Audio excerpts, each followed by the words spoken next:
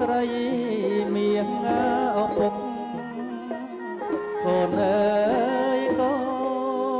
នទុកតូចញ៉ាយជីវិតដែលពុកតែងគិតគ្មានលំ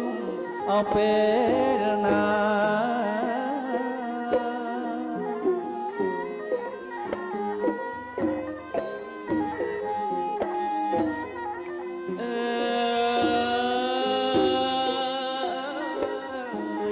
គិតមួយអាយក្រែងកូនអាយកូនខកក្បួនអាយតម្រាគិតមួយសឹកសាឆ្ងាយភ្នែ